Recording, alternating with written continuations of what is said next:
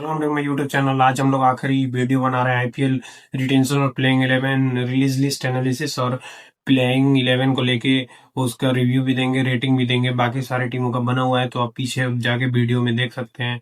तो सबसे पहले हम लोग स्टार्ट, अब आज दो ही टीमों का बचा है तो सबसे पहले हम लोग स्टार्ट करते हैं राजस्थान रॉयल्स से। राजस्थान रॉयल्स ने नीतीश राणा को ट्रेड कर दिया, संजू सैमसन को ट्रेड कर दिया। बाकी वनिंदु असरंगा, महेश तीक्षणा, फजल अक फारूकी, आकाश मडवाल, कुमार कार्तिकेय, कुणाल सिंह राठौड़ और अशोक शर्मा को रिलीज कर दिया है। और इसमें से नीतीश राणा और संजू सैमसन को ट्रेड किया है। संजू सैमसन को चेन्नई जाने दिया, वहां से रविंद्र जडेजा और सैम करन को लिया। वो भी पे कट में है तो उसके पीछे हो सकता है कि जडेजा कैप्टन बनने वाले हो, इसीलिए 18 से 14 में आगे वो।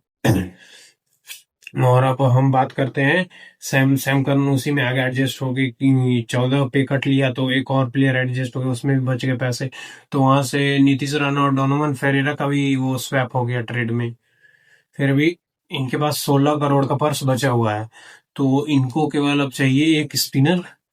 मतलब इनका रिलीज लिस्ट में मानूंगा 8.5, बहुत बढ़िया रिलीज लिस्ट। प्लेइंग 11 भी इनकी सॉलिड बन रही है तो उनको उसका रेटिंग मैं दूंगा 9। क्योंकि इनको केवल एक स्पिनर चाहिए, उनके पास 16 करोड़ है। तो हो सकता है ये रवि बिश्नोई के पीछे जाए, हो सकता है राहुल चहर के पीछे जाए, एक दो और कोई होगा तो मे भी हो सकता है वनिंदु हसरंगा के पीछे फिर से चले जाए। अगर लेकिन जाना होगा तो इससे महंगा चला जाएगा वनिंदु हसरंगा अगर ये जाएंगे तो। नहीं तो यहाँ पे सस्ते में तो मिल उसको रिटेन कर लेना चाहिए था, रिलीज ही नहीं करना चाहिए था।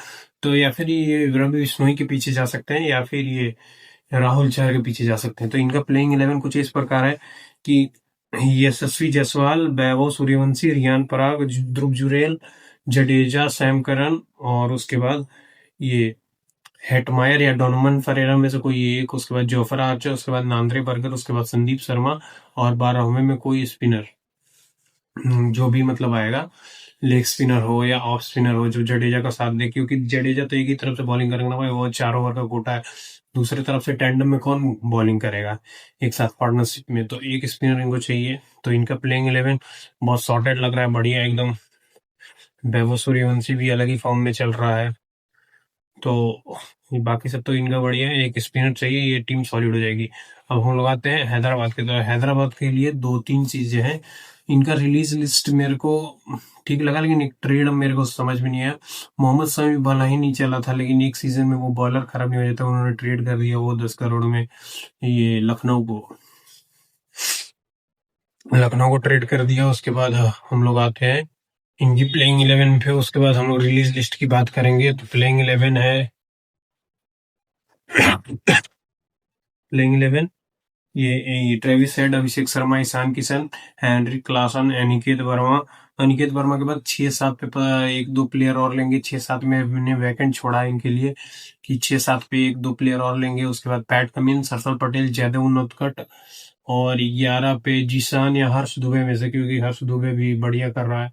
सुनने में कि बहुत बढ़िया पोटेंशियल है उसमें, तो उसको ऊपर भी खिला सकते हैं, बैटिंग करा सकते हैं, 7 पे हो सकता है क्योंकि वो बढ़िया बैटिंग भी करता है। तो हर्ष दुबे खेलेगा या जीशान खेलेगा, या फिर दोनों ही खेल सकते हैं। ऊपर में एक और बैट्समैन, एक फिर स्लॉट खाली रहेगा बाकी। और 12वें पे ईशान मलिंगा, अगर एक फॉरेनर पेसर चाहिए तो बाकी अगर इंडियन से काम चल रहा है। मतलब मेरा जो प्लेइंग 11 है, मैंने ईशान मलिंगा को रखा है क्योंकि पिछले साल बढ़िया बॉलिंग कर रहे थे। तो इनका रिलीज लिस्ट है Adam Zampa, Rahul Chahar, Wiaan Mulder, Abhinav Manohar, Atharva Taide, Sachin Baby, Simarjeet Singh और मोहम्मद शमी को जो इन्होंने ट्रेड किया है।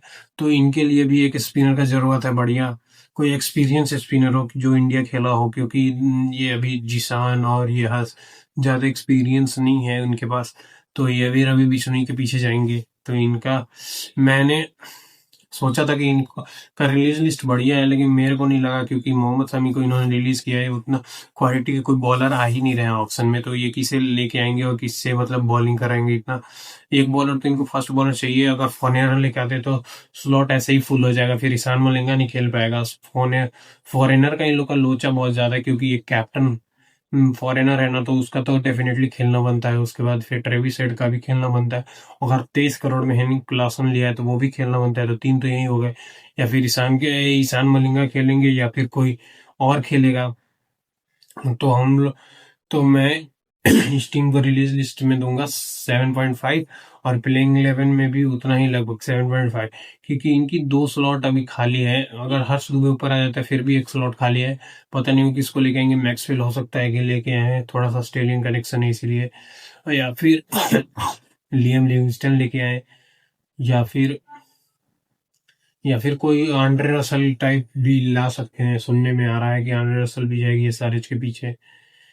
तो देखते हैं कि किस तरफ से ऑप्शन जिस तरफ से चलेगा उस तरफ से, मतलब किसको ज्यादा पैसे मिलेंगे किसको कम पैसे मिलेंगे वो तो ऑप्शन पता चलेगा कि मार्केट प्लेयर फर्स्ट सेट में कौन आ रहा है, कैसे आ रहा है, और किसके पास कितना पर्स है, तभी आप खरीद पाओगे। मतलब 22 करोड़ है आपके पास, 25 करोड़ है, सॉरी, इनका पास 25 करोड़ है 10 स्लॉट में से। मतलब कितने, हाँ 5-6 स्लॉट भरने होते हैं, मतलब 22 या 21-22 प्लेयर का पूरा पूल होता है ये एक टीम के पास। 22-21 मिनिमम और 25 मतलब मैक्सिमम के आसपास, तो इतना स्लॉट भरना होता है। तो यही था टीम एनालिसिस। अब हम लोग आईपीएल की बात ऑक्शन की बात करेंगे, तब तक के लिए इंडिया क्रिकेट टीम पे फोकस करते हैं। Thank you so much for watching, like share subscribe करो।